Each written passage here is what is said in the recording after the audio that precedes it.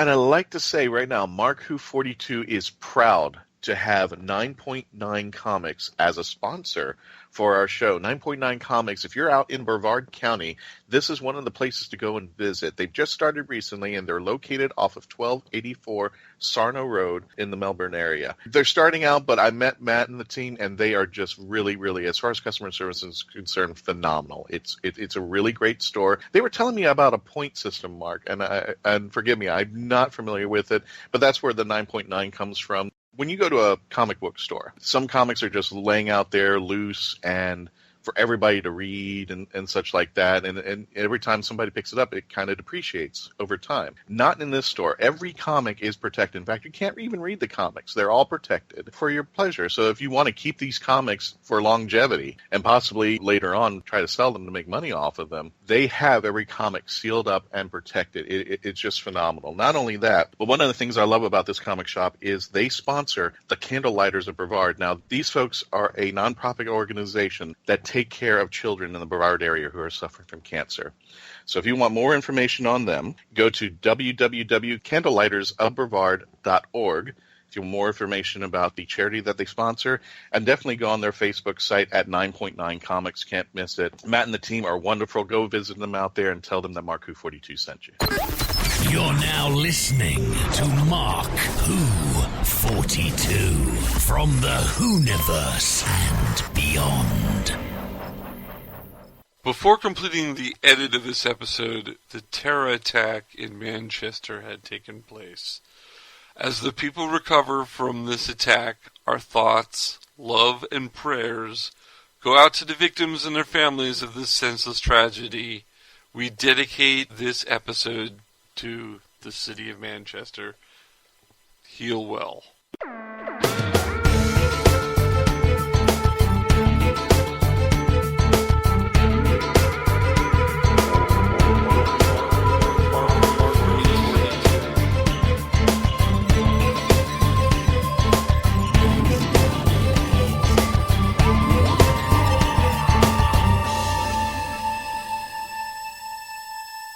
Welcome to Mark Who 42. I'm your host, Mark Baumgarten, and have we a show for you. That's right, last week we took a break from our reviews. We had a special interview with Caitlin Blackwood, Ryan Hendrick, and Fraser Hines talking about Sundown.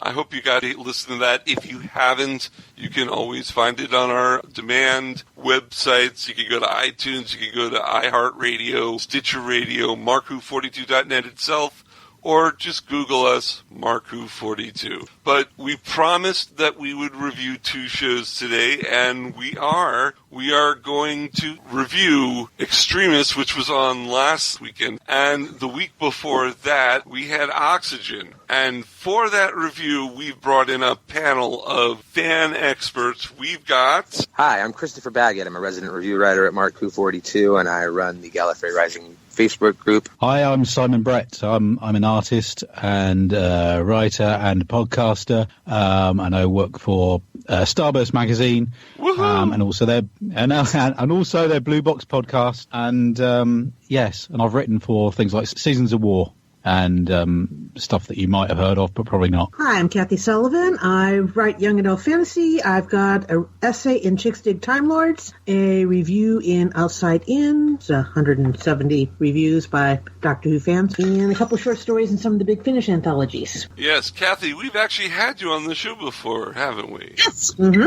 Yeah. Well, I'm glad you're one of our experts. Simon Brett, I should add, has another cred. The theme music that you've been listening to for the past 5 years here on Mark Who 42 has been composed by Simon Brett. Is it that long? Hey. It's been that long. We're 5 years into the show. You've done about 4 or 5 theme musics for us. We appreciate that. I kind of like the new one because it's kind of like a mood kind of music, like you're getting ready for, well, we can't talk about that on a non-explicit show. But yeah, it's good music. I do like it. Oh, cool. Thank you. Okay, so let's get right in to Oxygen. What did you guys think of Oxygen in a scale of 1 to 10? Ooh, I'd have to give it probably about an 8. Oh, Christopher, okay. Kathryn? I'd say about an 8. Simon? Yeah, since I've watched it 3 times, and my initial review on the Blue Box podcast was giving it a very generous 10. I'd probably drop it to a 9 because you start to see little inconsistency, so I think a 9. Yeah, I just rewatched it a second time this morning, and you do start to notice just the slightest little inconsistencies as you're watching it through the second and third times, I imagine. Yeah.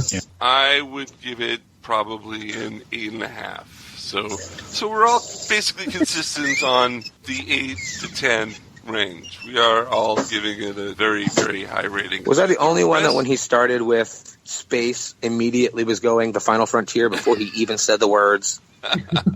I love that. I mean, Star Trek in the Doctor Who universe, I'm fine with that. I'm still wondering about the crop rotation.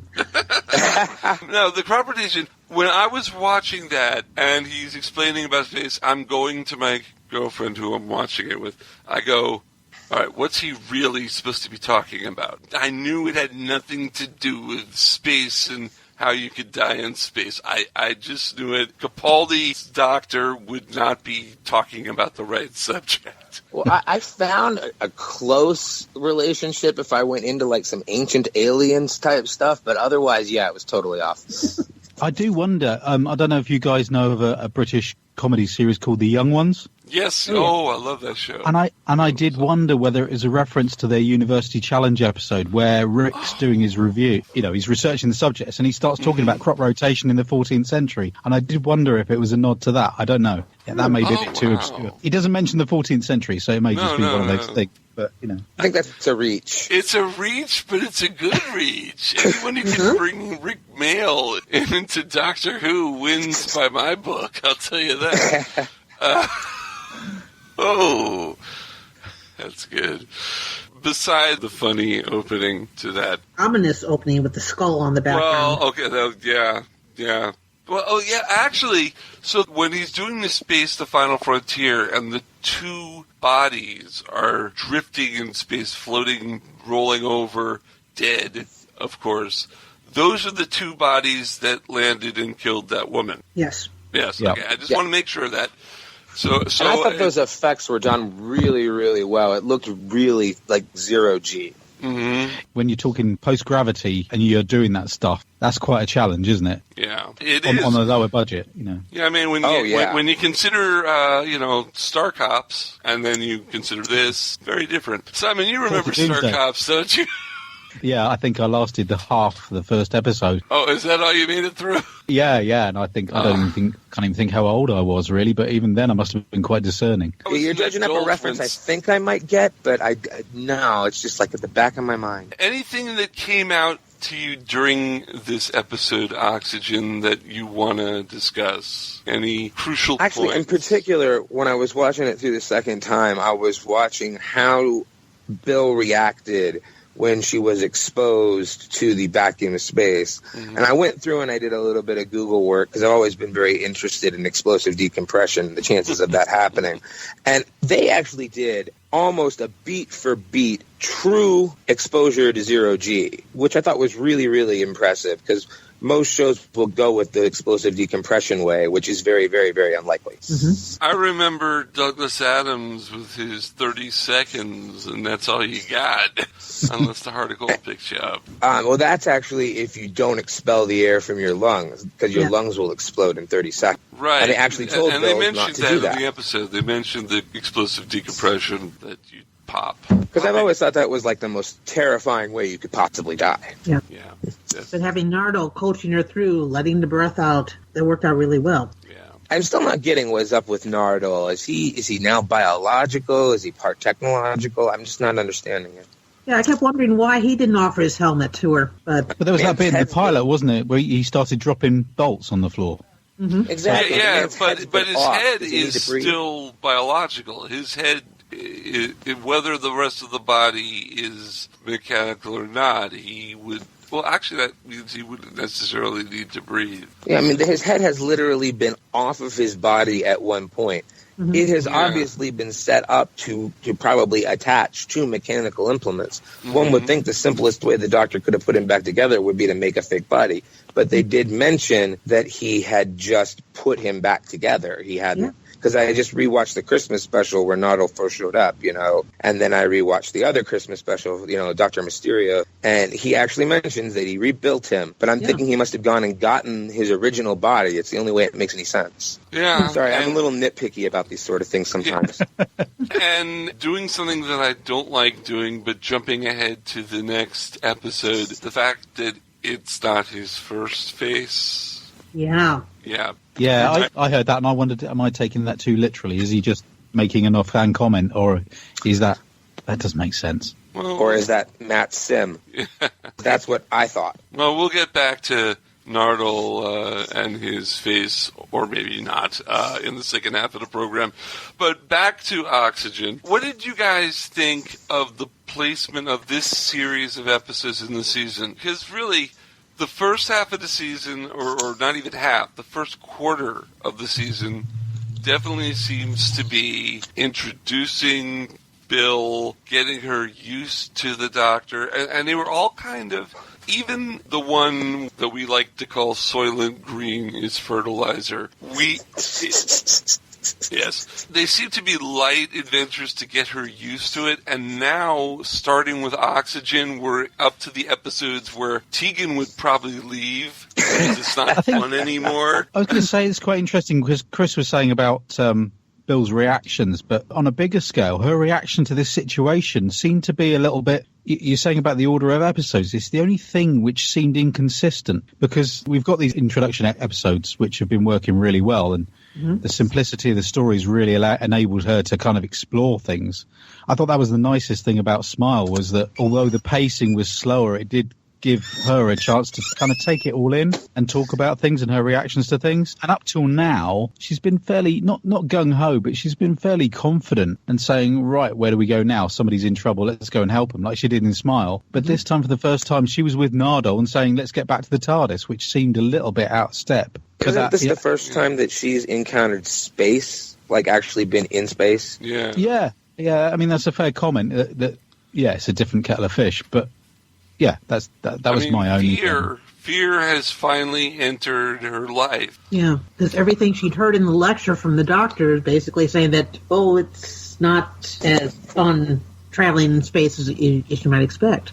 Yeah. Plus, she's grown up in the late 20th, early 21st century. She's been exposed to this kind of stuff her whole life. She probably grew up watching things like Apollo 13. She knows it's not a safe place to be.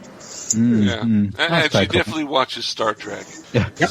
Wonder if she watched Babylon 5. I don't know. Is JMS in the Doctor Who universe? Good question. I've actually heard a very long-winded fan theory that puts it in there, but I've also heard one that puts Firefly in there, so God only knows. Oh, dear. I mean, he threw a Star Trek reference into... No, that was the Doctor. Well, the Doctor has met Jean-Luc Picard and Captain Kirk, if you've read the Assimilation Squared comics. Yeah. If you consider the comics part of canon, it has happened, yeah. This is Mark Who 42 here on Krypton Radio. I'm here with my guests, Kathryn, Simon, and Christopher. They're all big Doctor Who fans, and let's give a little bit of a plug to you guys. Kathryn, what's coming up for you? Kathryn Sullivan. Well, not Doctor Who related. Basically, they've got the Outside In Boldly Goes book coming out with more reviews of Star Trek. Oh, and speak of what we were talking about, yeah. Excellent. Chris Baggott. We're supposed to be doing some kind of sister thing going here with your Facebook page and my show. What's going on with that? We just now started cleaning up our some issues we've been having with our group of administrators. There's a long-winded story there. Don't get me started. But we'll be getting back to you on that hopefully within the next couple of weeks. As far as things I've got going, I just started, non-Doctor Who related, I just opened up my own audio production company. It's called Entropic Tides Productions. and we are currently working on editing K.W. Jeter's Blade Runner sequels down into an audio drama, his first one, Edge of Human. Simon, I'm going to hold off on yours until we get to the Extremis. Just put you in the second half of the show. We can talk to you a little about that. But let's get back to Oxygen. The smart suits, what are your thoughts on them? Are they really our future? I thought it was incredibly clever that the advanced capitalism of every breath you take is something you have to pay for. It's very much like dystopian future. Yes. But this future where there is so much capitalism in play, it kind of feels like it definitely will happen because it's happening now. Now, Simon, you got to watch this episode without commercials on the BBC. So you got the full effect.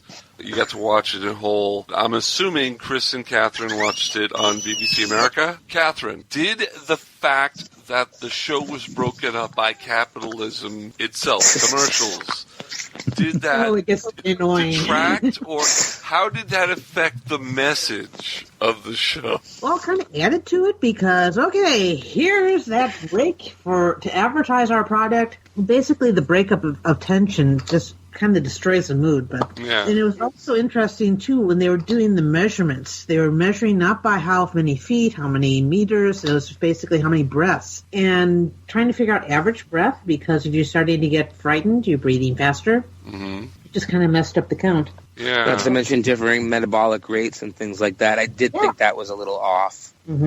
Yeah, it's an analogy, isn't it, really, as at best? Now, Yeah, it kind of strains the credulity a little bit, though. And did we get any kind of an indication where this fits into the Doctor Who timeline, like what year this was supposed to take place in? I've been doing research on the episode. I cannot find a date or a time area, except that it's just before we give up on capitalism. So I don't know what year this was supposed to take place. Because it feels to me very much like right around the time period of Enemy of the World. Okay. And that would seem to track right after that we'd abandon capitalism and go in towards starting the first great and bountiful human empire. The editor and the satellite, as I call it, the satellite of love television, that was a capitalist venture, so it had to happen after that story with Christopher Eccleston. Oh, that'd make it several centuries after. Yeah, so see, it doesn't actually work because I don't think it was supposed to be that far ahead. I think this was just after the dawn of space travel. The Doctor does say that we immediately pick up another mistake that he doesn't want to talk about. Oh, maybe we go back to capitalism afterwards. Okay. Could be that. Yeah, and I know, nitpicky. Nitpicking is fine here on Mark Who 42.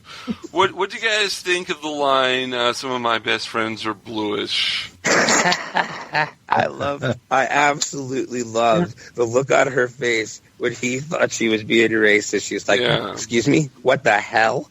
I actually had to pause and laugh for 5 minutes. Okay. And I was sitting there going, Nardo, you didn't go there, did you? Oh, he did. Well, I started humming Yellow Submarine at that point. I didn't take offense to it. I hope nobody took offense to it. I think in today's day and age, you can guarantee that somebody did. Yeah, definitely. But yeah, racism in the future, color doesn't matter except if you're an alien.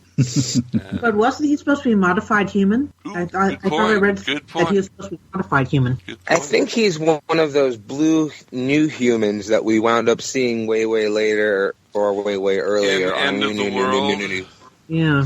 Yeah, and new, etc. New York. You're probably right. You're probably right there. The purpose of jokes being to distract from death. That sounds like the Doctor. That sounds like why the Doctor tells jokes. What do you guys think? It sounded like Nietzsche. Oh, okay, we're going there. It seems very much like it's like accept the inevitability that you are going to die through what's a basically gallows humor type situation. And maybe I'm reading into that wrong. Maybe you're supposed to just be distracted from the fact that there's a possibility that you're going to die.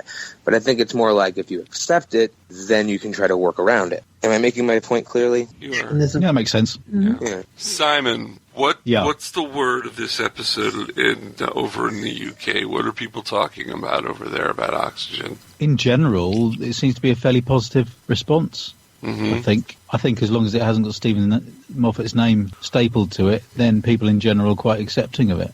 Yeah. There is a bias against the man, but bless him. There's no getting away from it. But there is no getting away from it. We have. I don't think we Moffat bash on this show, but we have taken Moffat to task on a few things that he's done. And this episode was Jamie Matheson, who did Flatline and did Mummy on the Orient Express. And so he's done some very, very good episodes. In fact, he was at Hulanta with us 2 weeks ago in Atlanta, Georgia. He seemed like a nice guy. I know he was worried about, what did he overplay the capitalist theory? But I mean, I loved it. I when that came up, I love it. I mean, obviously we're on our way into a general election over here. So it's extremely timely. I mean, there's no way Stephen Moffat would have known about that and known about exactly how timely that was. I mean, there's a real moral struggle going on in this country now. I'm not gonna hide from it. I've never really got the whole anti-Stephen Moffat thing, and I will give the man this over anything. He does seem to get his stuff out at just the right time in ways he could not possibly have known about beforehand. Absolutely, yeah. I think it has to do with this timey-wimey nature. Is it? They call it the zeitgeist, don't they? Is that the term? Yes, zeitgeist would be the word. It kind of taps into that somehow, and well, obviously with Brexit over here as well. So that's we're still in the aftershock of that. Yeah. So yeah. We could devote a whole show to Brexit, but I think my usual co-host would get very mad at me. Okay. I am just waiting for a couple years from now, maybe 10 or whatever, when it's settled down and completely in the past, and we have our Doctor Who episode and find out how the Doctor was involved. Because we all know he was. We hope he is. I'm not convinced he won, but anyway, yes, that's fine. I can see an Eighth Doctor audio episode just coming. Give us your pitch for the Eighth Doctor story. Oh, God, you don't want me to get started, man, because I haven't even thought this through. We have you on the show. Okay. Go for it. Okay. Well, we would have to pick our timeline now. I'm going to pick Charlie, because I love Charlie. All right. So Eighth Doctor and Charlotte Pollard materialize.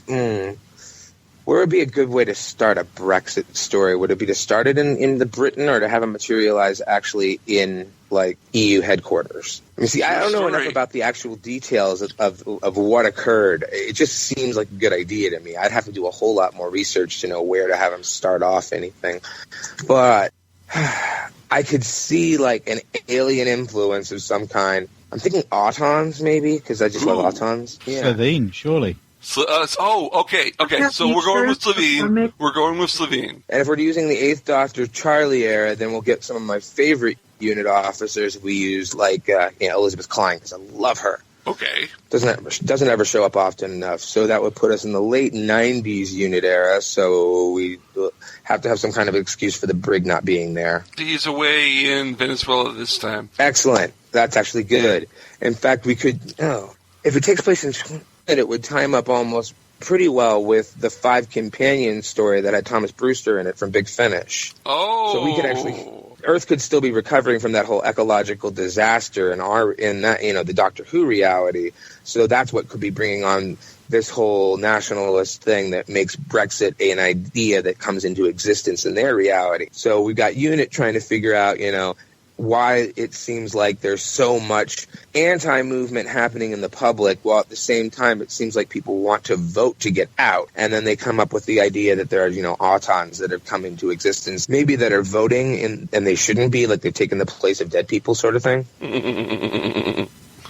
Okay, is this a box set or a single release? This would have to be if we're going to do a unit crossover, I'd say a box set. Okay.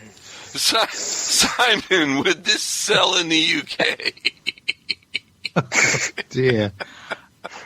Could you review it for us in Starburst Magazine? It's all too close to reality, is what it is. It's too close to reality to touch. Okay. This is why I said this would have to be years from now. Yeah, absolutely. Yeah. But it's quite an interesting idea, though, this division of the population of two groups, each of them thinking they've got the moral high ground. It's very interesting. We have something similar here in the United States going on, and that's all I'm going to touch. I'm not going to go and don't you think I haven't already written some notes up on that? I'm sure you have, Chris. I'm sure you have. One more step into Oxygen. And let me breathe some oxygen because I'm having a little problem breathing here. The blindness. Doctor going blind. Uh-oh. What are we going to do? I thought Capaldi's acting was just off the scale in this episode, I think. I mean, when you first see him and he's blind, you believe that he is. Yeah. He actually talked a little bit about how it was very difficult for him to figure out what he was going to do because he hadn't seen what the eye effect was going to be or anything when he was doing the acting. Mm-hmm. And apparently all he did was basically say, okay, over and over, don't look anybody in the eye when they're talking to you. And yeah, he pulled it off really, really well. You're absolutely right. In the interview, Jamie basically was saying that he wanted to have the doctor actually have a consequence for what he did, and that was so well done. And then Stephen Moffat decided, you know what? Let's not just make him get his eyesight back. Let's make this part of the season. And he does. And we'll get back to more of the season right after this. Don't go away. Don't go away. We'll be back with more Mark Who 42 after this.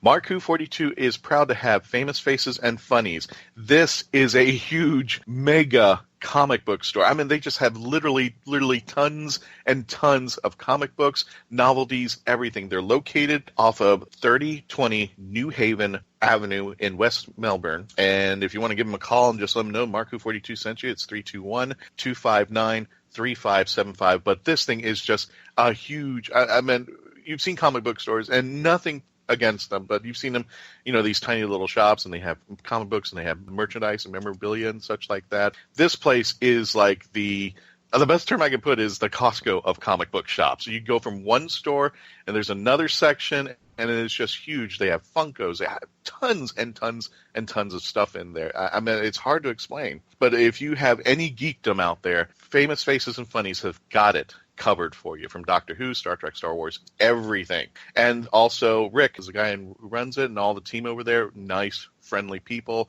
And I believe they're going to be joining us at MegaCon this year. So definitely want to check out our friends at Famous Faces and Funnies in the West Melbourne area if you're out there. Hello, I'm Nicholas Briggs, the voice of many monsters on Doctor Who, and executive producer of Big Finish Productions. And I'm pleased to announce that Mark Who 42 Books have joined forces with Big Finish to bring you Big Finish Audio.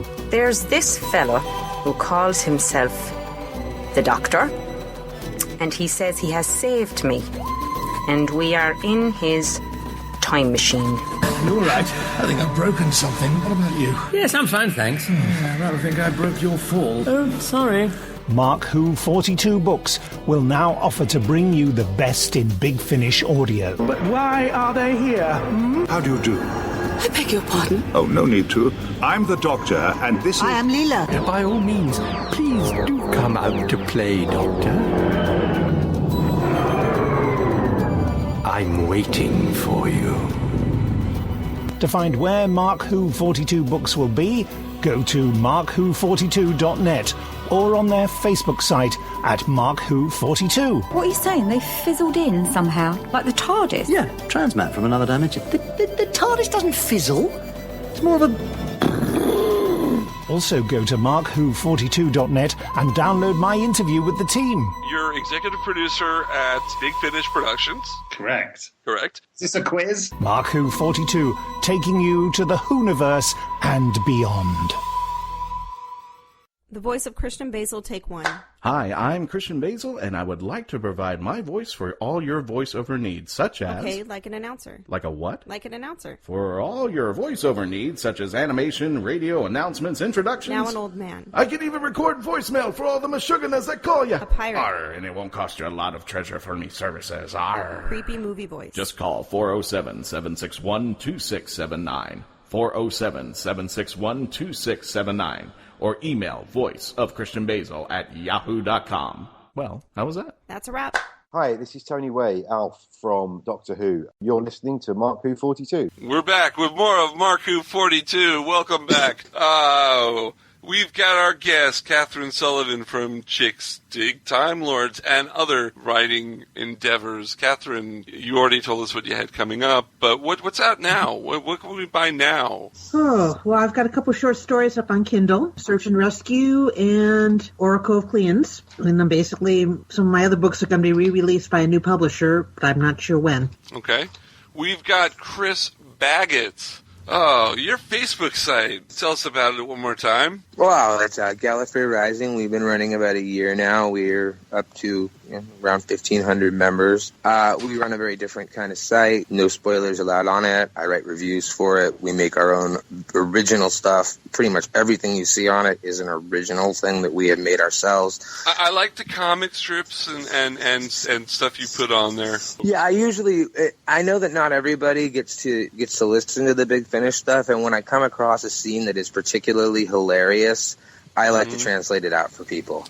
And then we have our guy Leon, and he makes some of the best. He's the one that puts together all of those comic strips and actually does the visual stuff. And if it's a character that has never been seen before, it's only been in audio, because oftentimes those are the kind of people that I like to get the jokes from, then he will actually go out and get like the actor's face and put it on the right kind of body, and he does really good work. And we also have Simon Brett, the composer of the Mark Who 42 theme throughout the 5 years of our existence, and other stuff. Simon, what else do you do? Apart from my day job, unfortunately, I don't get enough paid work as much as I would like. So you're like Chris and I, you have day jobs. Oh, yeah. I'm afraid so. Yeah. But I kind of don't... If you asked me to put my personal CV together, it wouldn't be at the top. But my main role, I think, is an artist at Starburst Magazine when J.R. Southall does his articles outside the box each month. How long has Starburst Magazine been out there? That's like since the 80s. Even earlier, it came out when Star Wars first came out, 78. Oh, yeah. Because I used to buy Starlog when it came out, but when I found out about Starburst, I started collecting Starburst back then. So you're right, it was before the 80s. It was in the 70s. It's been through a few changes, in different hands, and I'm not sure how many years ago the latest hands, the guys in Manchester have been running it. They built it back up from just like a download only, online thing. And no, it actually started off, they brought it back as a website, then started putting the magazine together as a PDF, and then eventually got it into the stores, and now it's in kind of like the main newsagents and some of the supermarkets in the UK now. So they've been building it up slowly, so it's been nice to be part of that, really. I actually saw a copy at the Barnes & Noble. I was just about to say, actually. Yeah. I love Starburst Magazine. I'll very often reference you guys' reviews in my own reviews. Oh, bless you. But I mean, that and a bit of, just by accident I started writing, and that's gone fairly well, and I ended up being the artistic editor of the Seasons of War project, and off the back of that I was asked to write a Iris Wildtime story, and that came out, published last month. Congratulations. Really, I love Iris. What was the story in a nutshell? The anthology was called Clockwork Iris, and essentially things have changed slightly in as much as she's kind of, I hate to use the word steampunk, but it is really, the bus is now an airship, and the panda is now made of wood. I love Panda. I hated the fact that they took Panda out of the Reloaded series. The new the Iris Wildtime Reloaded series that they did, the box set, I thought needed Panda. I didn't like it as much as the original several seasons of it on Big Finish. Sorry. That's the reason why I haven't finished it yet, actually. Did they use the picture of the same name by Hanley as the cover? Because it sounds like it basically was the same thing. Yeah. Well, the picture with Iris and then all the that one. Around. Yeah, that's the one. That's what he did it for. Yeah, it was specifically for that picture. It's gorgeous, isn't it? I keep meaning to order a really big print. Got a load of work going on at my house, and there's going to be lots of new walls to fill, and I want a decent sized print of that because it's just gorgeous. The book itself is gorgeous. I got sent the hardcover the other day, and it's God, you know when you get the feels, it's just great. But it was good because you got this different spin on the Iris thing, and off the back of that, I wrote a story that was essentially all set around a clock. I went for the obvious, really. So it's kind of Hunchback of Notre Dame meets, I don't know, it's like this big doomsday clock thing. So, yeah, it was a lot of fun. And I love the humour anyway. I absolutely love Iris. I love Katie Manning. God, she's one of the most gorgeous creatures ever, I think. Oh, God, her Iris is perfect. It's so different from the other roles that she plays. Yeah. It's interesting, you're talking about Panda just now. He's kind of Iris's Nardole, isn't she? I guess in a way. You kind of got this voice on your shoulder, jabbering away. I guess if you constantly soak Nardole in gin, yeah. Yeah. Yeah. All right, I think the Pope is on the other line, so let's get into Extremis. What you guys think, scale of 1 to 10? Well, I kind of want reserved judgment until I see the second half. Because the first viewing, I was rather confused and thinking that, oh my gosh, Moffat's going to be doing a reboot. He's going to have to. And then rewatching is like, okay, I could see the book ending of the Doctor reading a message. And then also remembering. Because this is the first part of what may be a 2-parter or a 3-parter, we don't know. It's a 3. It's a 3. It has been confirmed as 3? Yeah, already. I think they were written as 3 separate episodes, but he found a way to weave the 3 together, as far as I'm aware. Mm-hmm. Or whether the 2 other stories, which are obviously by different writers, existed, and he found a way of weaving those 2 together, and this one as the precursor to those. Well, I mean, it could go on for 4 episodes and have the final episode take place in Mars with Victorian astronauts, but I'm not sure that's likely. Well, I want to give it a hesitant about 8.5. I mean, I loved the concept of the simulation, and I just went and saw Dr. Neil deGrasse Tyson a couple of days ago, and that's one of the topics that he went through was the simulation, and he refused to admit, to tell us whether he believed we existed in a simulation universe or not, but he went down into the math of it and everything, and I just always found that very, very interesting, that particular topic. It was an episode of just so many misdirections, yes, which I absolutely love. It brought to mind the Red Dwarf episode Back to Reality, because you've got that moment where you start to think, hang on. What exactly is... That's my favorite episode. It is great. It is great. It is. Oh, God, now you've got, Dwayne Dibley in my head. Thank you. Oh, no. If only he'd appeared once. I'd be happy just for Danny John Jules. Yeah. Regardless. Yes, yeah, Danny John Jules he should be the new Doctor, I think. We should Danny John Jules. Yeah, when I say once, what I meant was I think he should have only appeared in Red Dwarf once. They kept bringing those characters back, and it was... I did love the Dibley family bit, though, during Back in the Red. Yeah. So, Simon, your scale of 1 to 10? I think it's a 9. I think it's a 9. Now, Kathryn, like I was trying to say, if you think of this episode in terms of turn left, where it doesn't really mean, because it doesn't really exist, it doesn't really... if you think of it in those terms, can you give it a number? Well, on first viewing, I would have given it maybe about a 7. Second viewing, when I actually was basically going, okay, here's the beginning part. There's 3 timelines. Mm-hmm. And then I'm willing to give it more about an 8.5. And it depends on how the rest of it goes. Right. Where do you get 3 timelines from? The main timeline with the Doctor sitting outside the vault reviewing the email. Mm-hmm. The second timeline is the Extremis timeline. And then you also have going long ago, which is it 70 years ago or what? With Missy. Oh, so you're counting the flashback as another timeline. Right. Okay.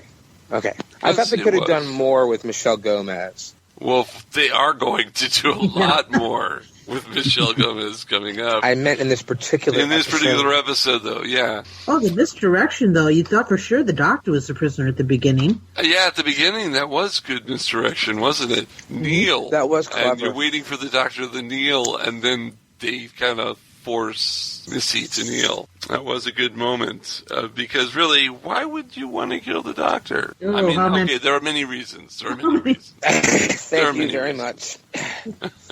I mean, because we don't even know what planet this is. This could be in the Dalek Federation sometime during, the Dalek Empire. It could be anywhere. Didn't you think it's interesting, though, that they were well impressed by the fact that the Doctor was responsible for so many deaths, and you're thinking, so they're getting rid of the Master or Missy because she's done done something abhorrent. Well, towards it them. was a conviction. She was convicted of something, and because and they took into account all those deaths. The doctor wasn't convicted, so all those deaths just mean I see. dangerous. Yeah, but yeah. we can't legally kill him. But I don't want to stick around to find out what's going to happen. Oh, he's running away. Run away. Well, he is the man who's made whole armies run away at the sound of his name, as River once said. Mm-hmm. No, I mean, I thought it was hysterical when they were checking to see how many people he killed, and you could hear the little blips, and they kept going and going and going and going. And getting faster and faster, so at the end it was just like a solid blip. That was hilarious, yes. Who did you think was under the hood? Who did I think was under the hood? I knew it was Nardole. I knew right away it was Nardole. It had to be. I was sat next to JR Southall, and he went, "It's John Sim," like that. That idea came into my mind for a second, and then I was like, no. But it's Nardole shaped. I mean, the second I saw him, I'm like, that's Nardole. Mm-hmm.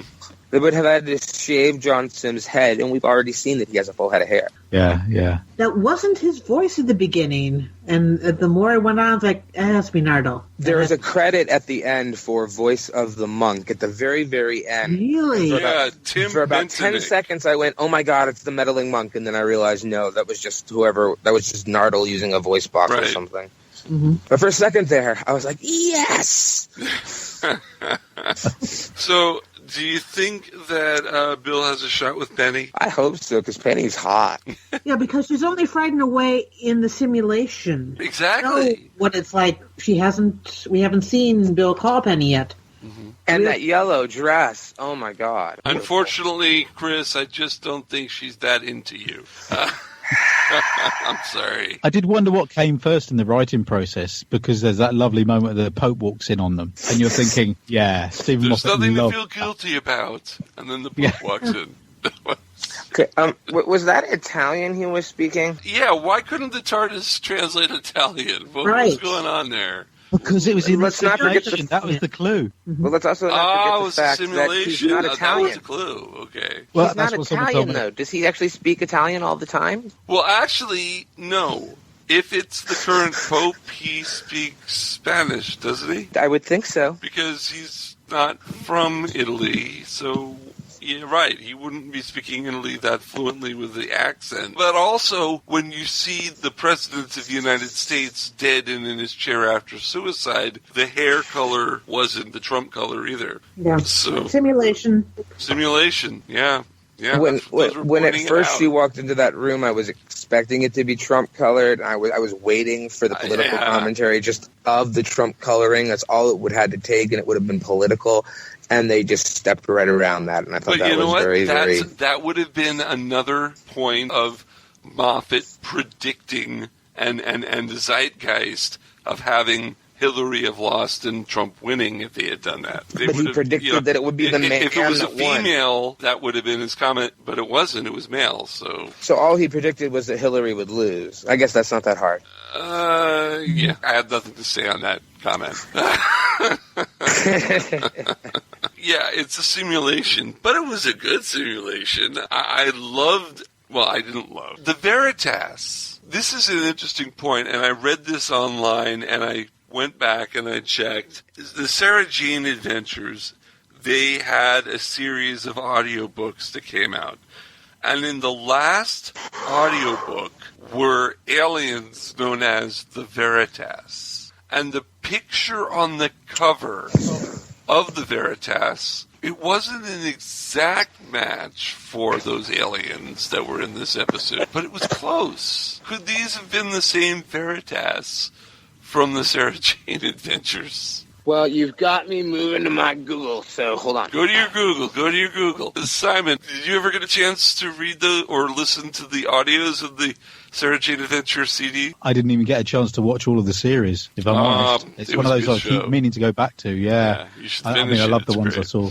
Yeah. Yeah. Yeah, Liz was a remarkable woman, and we will miss her. But yeah, so while Chris is Googling, Veritas means the truth, and we find out that the species is deleted, man, as of just a couple hours ago. It doesn't exist anymore. Oh, it's not there anymore? Oh. It was there. Like the description, when you Google it, it actually says an ancient alien race, and you can see where it used to say the Veritas were an alien force for justice. For centuries, they pursued criminals across the universe, but it's totally gone. Otherwise, wow. There's a couple of links I'm going to try, though. While Chris is looking, let's keep talking. The Veritas is truth, and the truth that they were in a simulation. So in the end, it wasn't suicide. They were just trying to delete themselves from the game to go back to reality, bringing up Red Dwarf again. Yeah. Back to reality. It's taking the red pill, isn't it? I guess. Oh yes. We could bring Matrix into this too. Yeah. I don't think you can't. To be honest, I think it was so Matrixy, and I don't think it tried to hide it. Yeah. Well, if they had done bullet time, I would have known right there.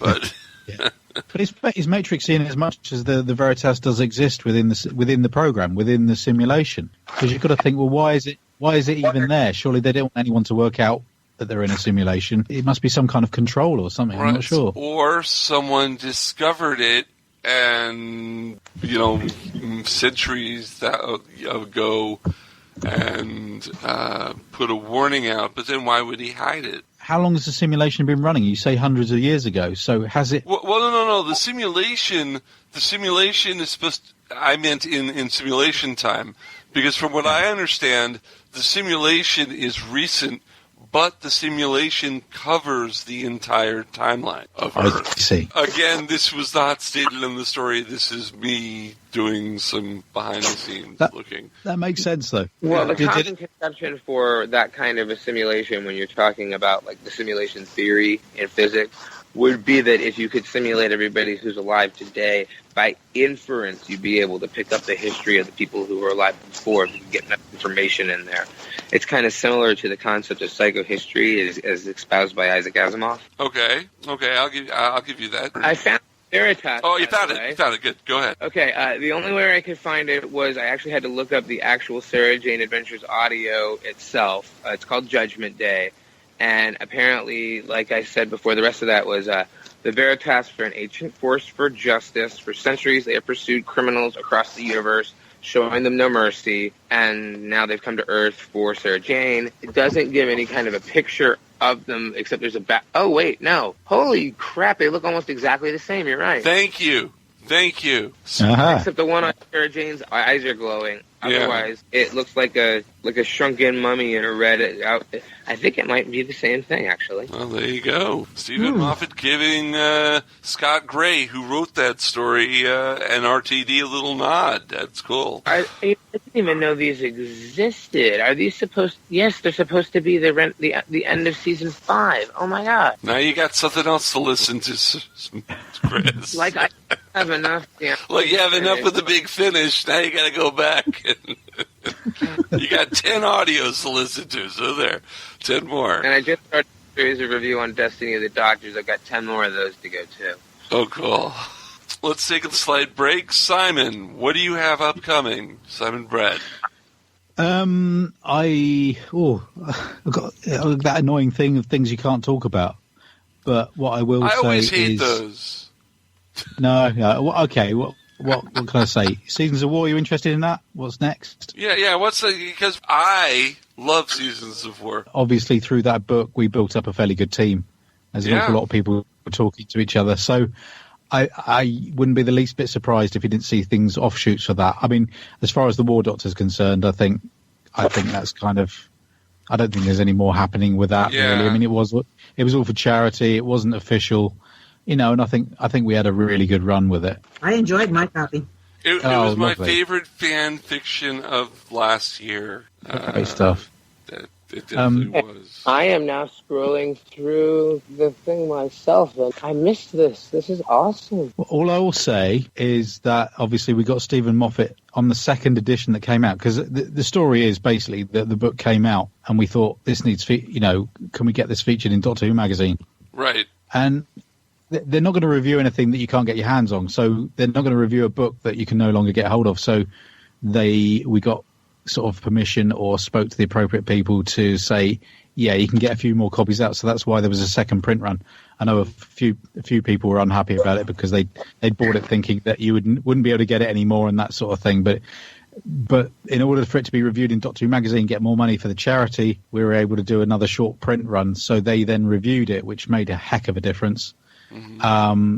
I added a few more bits of artwork in there, and one of the nicest additions, obviously, was Mr. Moffat himself put a little message at the start of the book for us. Oh wow! Which was good. Oh, which is like I didn't get. Oh, I know. So it's not possible to get this anymore. You can't. No, that's it. I mean, I'm sure someone on eBay might, sell it for $1 million or something. Who knows? Who knows? Because, when you think of who's involved in there. But, yeah, Mr. Moffat literally gave his little nod and said in so many words that we were continuing the War Doctor story. So we in our heads, it's canon. But, Good. No, that's up to people. Moffat says it is. It's canon.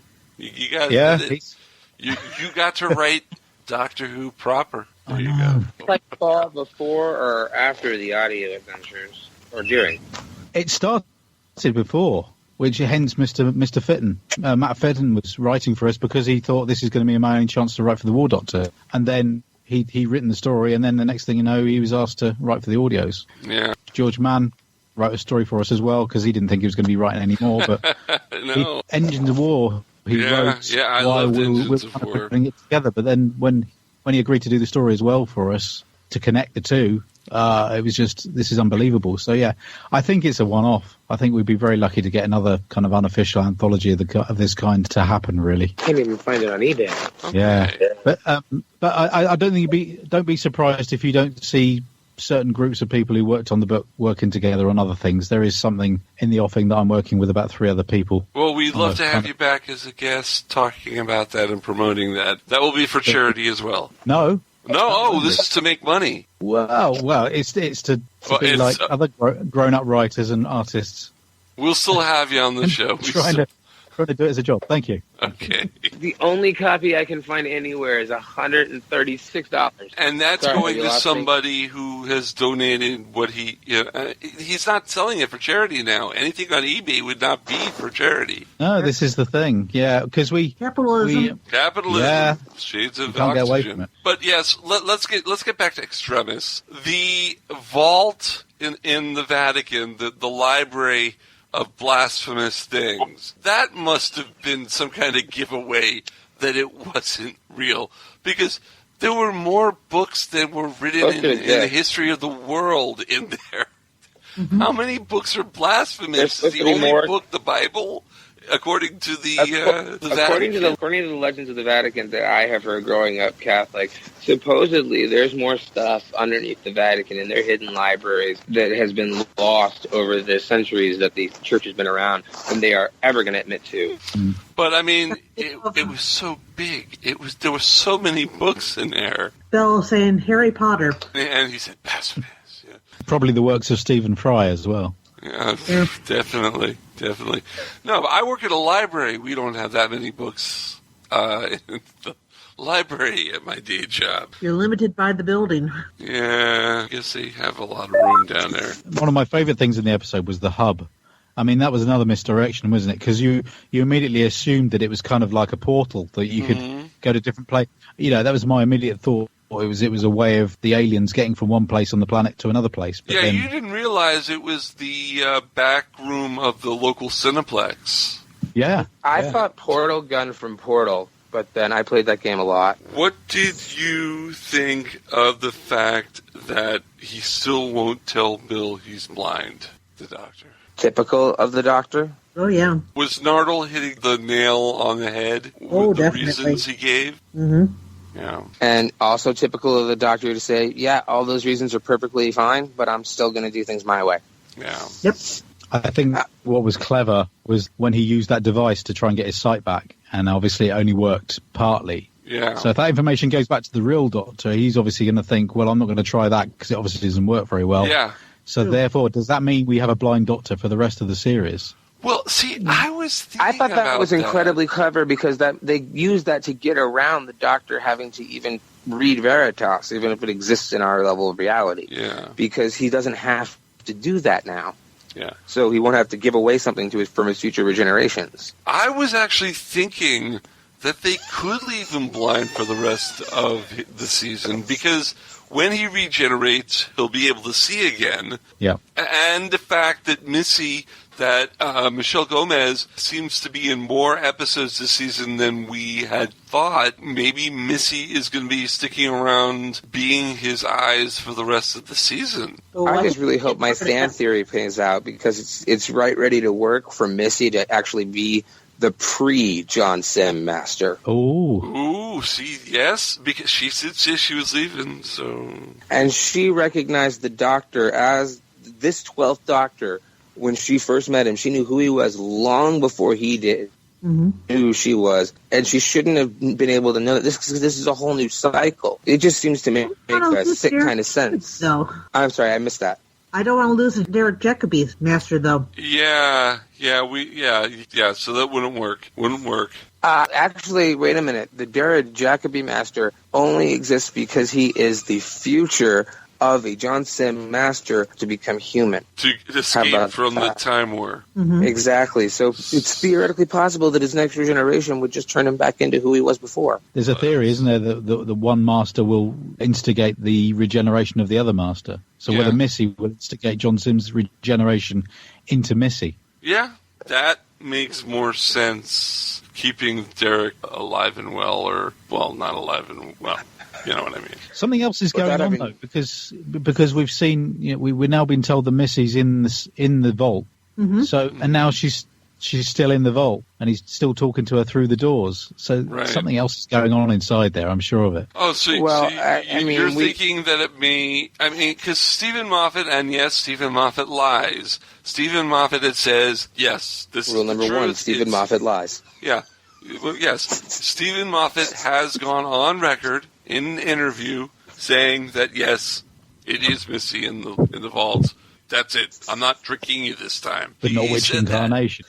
But he didn't say that it was only Missy in the vault. Right. Yeah. Well, I mean, he did bring enough Mexican food for more than 2 people in that episode a couple of weeks ago that he brought over for Missy. I can think of about 15 reasons offhand that could easily be worked out. But you're right. My fan theory really... I guess I didn't really think about the whole Jacoby thing. Yeah. But Missy could be somewhere earlier along his timeline for all we know. God, it'd be neat if she regenerated into the Alex McQueen master, for God.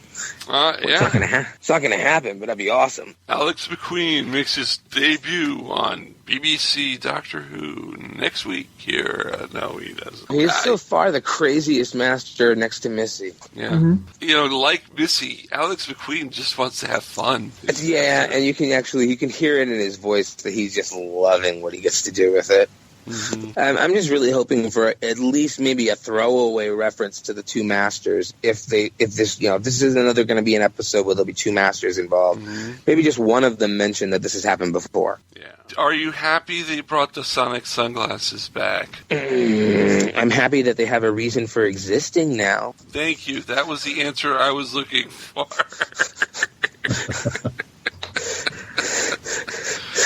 I've actually seen how he sees through them. Yeah. It's very Geordie LaForge is what I keep saying. It's very Hitchhiker's Guide to me, the animation. But, it is funny when they put the parchment in front of the Doctor that says Veritas, and he's like, well, what is it? And Nardole has to explain when the Pope is there. And why didn't he come? He is there. It's a strange blue beam in front of us, and I don't have to describe them.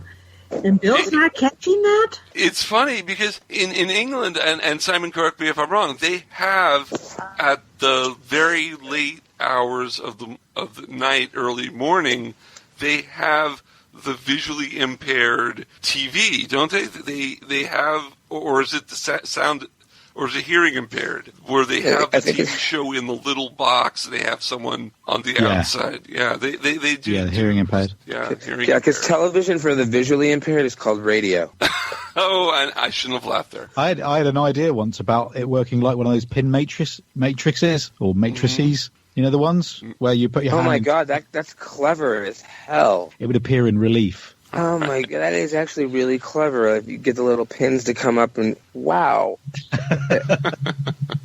But then late night television might be very different. It's making me think of that useless holographic display in Chronicles of Riddick. Oh, yeah. Anything else in Extremis you guys want to talk about? Oh, no, please. I feel like I've been monopolizing. So please. No. Simon, I just thought it was interesting. Go ahead. Go with that. Yeah. Well, it's interesting, this whole discussion about...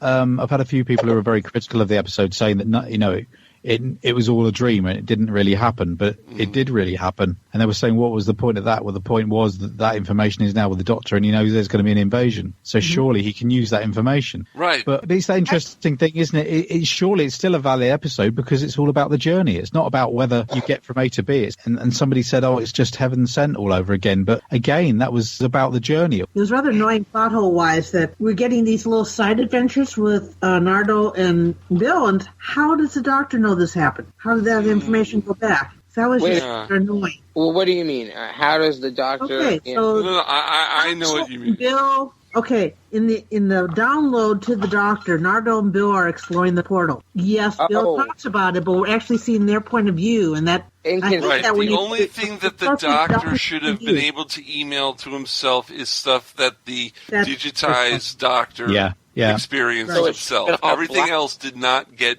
loaded down to him. That means it should have been all black. I think what he actually downloaded wasn't the memory of just the Doctor, but it was the memory of those events as they were stored in the simulation. Okay. And how would he have gotten... Well, I guess I know how he would have gotten... He's the Doctor. He's the Doctor. He's part of the machine. He's the ghost in the machine. He can do that sort of stuff. Yeah. That's interesting. Imagine that concept, but the actual ghost is the ghost of the 12th Doctor with all that experience programmed into him. He would be able to make the machine that he's a part of basically do anything, probably. Yeah. Maybe because the Doctor was in contact with his companions, he was able to pick up what they saw and was able to download it. Okay, I can accept that then. All right. I mean, you're all right. The Doctor definitely would have the ability because he is the Doctor. All right. Well, Kathryn, do you have any last things you want to say about this episode? I'm looking forward to seeing how it continues. I want to see what else comes from that because it kind of left you hanging. It did. It in a way, I do see what the British fans that Simon brought up are saying that it didn't happen. It's kind of like we had a week off from Doctor Who in terms of continuity and moving ahead in the storyline. We did have, it was a complete side shunting of the week's story, so nothing has advanced except that the Doctor knows an invasion's coming. Had the Doctor we know the invasion's coming, we know who's in the vault. That we did learn that. But the adventure didn't progress. Now, this is obviously a result of having seen this in America, where we immediately saw Class afterwards for the first time, But the episode they put on, where basically the Class episode happened in the same amount of time that the next episode is going to happen in, so their two episodes take the same amount of time as one. I just thought that actually paralleled very well to the fact that this plus next week's episode will basically be the amount of time of one episode in their point of view. Speaking of Class, we did do reviews here at Mark Who 42 of the entire season of Class in 3 bonus episodes of Mark Who 42. You can find them by looking at your iTunes catalog or any of the other podcast platforms and looking for bonus episodes of Class in session. So you can hear our takes on Class, because Class is, you're right, in session. It's playing on BBC America now. What episode was on last night? I guess episode 6, right? Hold on. It was the one where the meteor knocked the kids out of reality. Yeah, yeah. So we talk all about that, all our opinions, all our ideas of where it's going. You can give it a try. You can just look. You can also look on markcrew42.net. Subtle plug. So I have to do a plug, and then by the way, drinking game rules. When you do a self plug, you're supposed to drink. So you should all be sloshed. It's 9 o'clock in the morning, man. Oh, really? You still drink. Yeah, you could have been drinking every time. I'm sorry I didn't give you the rules. Make up for it now. Make up for it now. Simon's the only one who's in a position of it makes sense to drink right now. Do I need to listen to your other podcast to find out what the Americans think of class? Yes.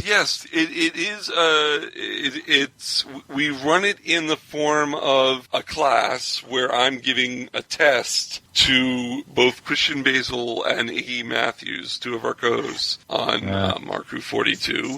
And yes, you will find out what Americans thought of class. And to sneak in another subtle plug here for Mark Who 42. They'll also be publishing, hopefully not too long from now when I get them all finished writing, my personal reviews of class to give you yet another American's take on it. Yes, we will be publishing your class reviews. And your reviews are usually non-spoiler, if I'm correct. They are always non-spoiler. Always non-spoiler. I work very hard to keep I always spoilers wonder out. how you can review something and not spoil it. But you do it. You do it. And you can read Chris's non-spoiler reviews of Big Finish audios. We've done a few of his Torchwoods and a few others on markwho42.net, so give that a try. And this weekend, we've got a great thing for you. If you go to Orlando, there's MegaCon Orlando, and Mark Who 42 will be there running Doctor Who panels for you out there. There are a lot of other guests. Tim Curry is going to be there. Oh, that's going to be great.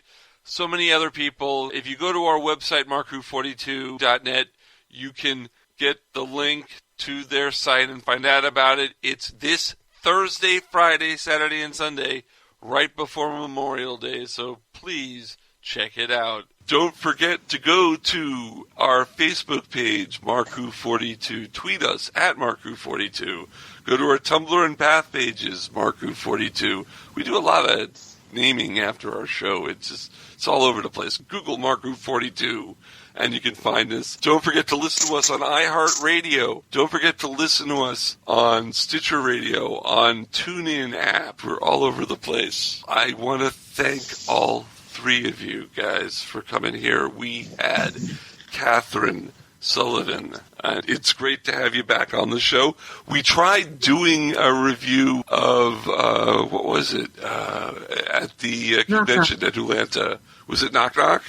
It was Knock Knock. Yes, Knock Knock. We tried doing a review of you at Knock Knock, and unfortunately the technical difficulties, it didn't come out. I'm glad you were able to come back and do another one with us. Thanks again. I'd like to thank Simon Brett, theme song and Starburst and Seasons of War and so many other Doctor Who fan project and professional. Thank you. And I'm back again. Baggott. Chris Baggott, thank you for being here. Thank you, and I just want to say to both Simon and Kathryn that it actually was an honor to get to review these with you. Thank you very much. And you. Joy to meet you. So until next week, where we review The Pyramid at the End of the World, we'll be reviewing that. Actually, we won't. Next week, we will actually... Oh, this is sad. Next week, we'll be playing a repeat on Krypton Radio, one of our shows from the past year. We're taking a break because of MegaCon in Orlando. No one is going to be in the studios to be able to record an episode. So it'll be another double review in 2 weeks of the next two episodes. So the fact that it's a three-parter works, because we get part 2 and 3 at the same time. So thank you for that information, Simon. You just made my day on that. Until next time, movie sign! Bye, everyone. Bye. Bye. Bye. Tell me what you see. It's a 5,000-year-old pyramid. One little problem. It wasn't there yesterday. Those creatures in that pyramid, they have studied you, and they have chosen this exact moment and this exact place. What's wrong with the doctor? I lied. I've been blind since Chasm Forge. Coordinate your attacks. It did not come here in peace. We will take this planet and its people. Life on Earth will cease by humanity's own.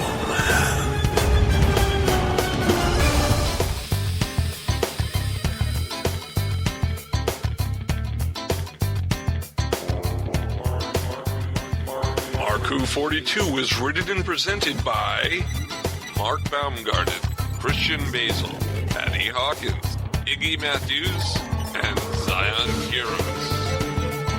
This This episode was edited, directed, and produced by Mark Baumgarten and co-produced by Christian Basil. Visit markwho42.net, where you can register and become part of the Hooniverse Army.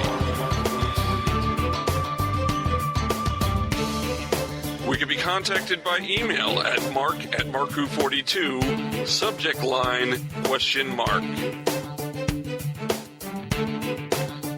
If you'd like a chance to be a guest on our radio show, send an email to our Media Relations Director, Christian Basil, at markwho42media@yahoo.com. You can have Mark-Who42 entertain at your next event or convention. Go to heroesonhand.com/Mark-Who42.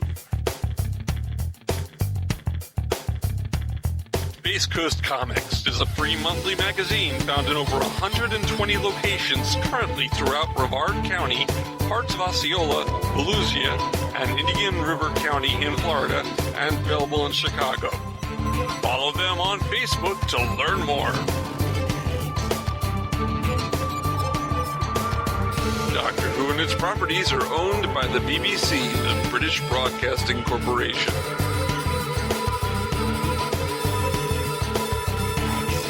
This show is owned and copyrighted by Mark Baumgarten, 2017. This is Krypton Radio.